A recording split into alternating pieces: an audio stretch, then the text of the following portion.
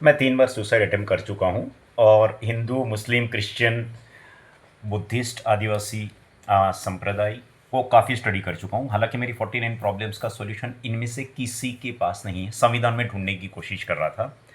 संविधान के बारे में अब तक मुझे 3 चीज़ें पता चली हैं। पहली, कि 300 लोगों ने मिलकर लिखा था, सिर्फ डॉक्टर भीमराव अंबेडकर ने नहीं लिखा था। दूसरी, इसमें 90% से ज़्यादा आर्टिकल्स इंग्लिश लैंग्वेज से कॉपी किए गए थे। तीसरी, आज़ादी कहते हैं, एक्चुअली है नहीं। भ्रम जितना जल्दी टूट जाए अच्छा है। मेरी 45 साल की उम्र में भ्रम टूट रहा है मेरा। भारत के बारे में बहुत सारे भ्रम टूटे। तीसरा है कि भारत की खुद की कोई भाषा नहीं है। हिंदी भारत की राष्ट्रभाषा नहीं है।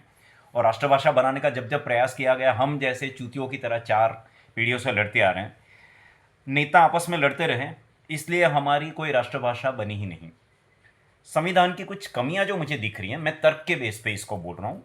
जितना मैंने अंधविश्वास का, धर्म का गंदा पालन किया इस जन्म में, मुझे अपने आप पे थूकने की इच्छा होती है। हालांकि वो सब चीज़ें मैं 5 साल से छोड़ चुका हूँ। संविधान की बात पे आते हैं।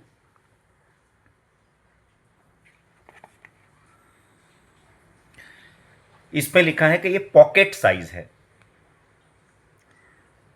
ये A4 साइज पॉकेट साइज कैसे हो गया? पहली बात। दूसरी बात, बाद में पावर में आए लोगों ने इसमें अपने हिसाब से चेंज किए। तो दूसरी बात यह कि ये चेंज करने का अधिकार इनको किसने दिया? भारत के लोगों ने दिया? नहीं। तीसरी बात, जब संविधान लिखा जा रहा था तो क्या भारत के लोगों को पूछा गया था कि आपकी तकलीफें क्या हैं, आपकी ज़रूरतें क्या हैं, क्या क्या चीज़ें इसमें हमें रखनी हैं, क्या क्या चीज़ें हमें इसमें नहीं रखनी? बिना पूछे हमारे ऊपर थोप दिया गया। चौथी बात, इसके अंदर जितने भी चीज़ें लिखी हैं इंग्लिश लैंग्वेज में लिखी है। तो जहाँ तक मैं जानता हूँ, मैं बाई बर्थ गुजराती हूँ। ना इंग्लिश मेरी मातृभाषा है, ना मेरी राष्ट्रभाषा है, ना इंग्लिश मेरे घर में कोई बोलता है। तो इसको इंग्लिश में ही क्यों लिखा? और हिंदी में लिखा गया है वो भी गड़बड़ वाला है। इसके और गड़बड़े दिखाता हूँ मैं। इसके चैप्टर 1 में आते हैं। चैप्टर 1 जैसे ही हम पढ़ने लगते हैं तो इसमें पहली शर्त यह है कि कभी भी कोई भी चेंज करना होगा संविधान में तो प्रेसिडेंट की परमिशन से ही करना पड़ेगा। क्या प्रेसिडेंट ऑफ इंडिया जो अभी है और पहले थे, उनको भारत के सारे लोगों की तकलीफें पता है? और अगर नहीं पता तो उसको प्रेसिडेंट बना के 5 लाख का पगार कौन दे रहा है भाई? हमको तो पूछा नहीं। दूसरी बात, इंडिया दैट इज भारत लिखा है, हिंदुस्तान लिखा ही नहीं है। तो एक नाम रखो ना भाई। और हिंदुस्तान अगर नहीं है तो हम क्यों हिंदुस्तान हिंदुस्तान लिखे जा रहे हैं पागलों की तरह? पांचवी बात हो गई। छठी बात, इसमें इधर से उधर भागो, उधर से इधर भागो। पहला ही पार्ट हम पढ़ने की कोशिश कर रहे हैं, यूनियन एंड इट्स टेरिटरी।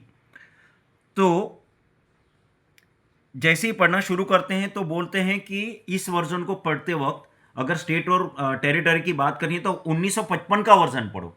तो ये अलग से हमको खरीदना है, 1955 का वर्जन अलग से खरीदना है।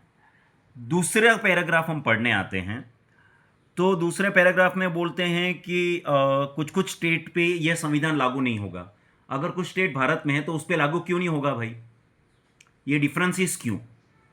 छठी बात हो गई। सातवीं बात, इसको जैसे हम आगे पढ़ने जाते हैं तो दूसरे ही पैराग्राफ में, मतलब पार्ट 1 के दूसरे पैराग्राफ में लिखा है कि अगर टेरिटरी और स्टेट के बारे में आपको पढ़ना है तो जाकर 1976 का वर्जन पढ़िए संविधान का। तो 4 लाइन पढ़ने में ही कम से कम 10 दिन निकल जाएंगे हमारे। ये है संविधान की 7 ऐसे लोचे जिन्होंने हमारी 4 पीढ़ियों को पीटा है। भरोसा नहीं तो अपने बाप दादाओं को पूछ लो।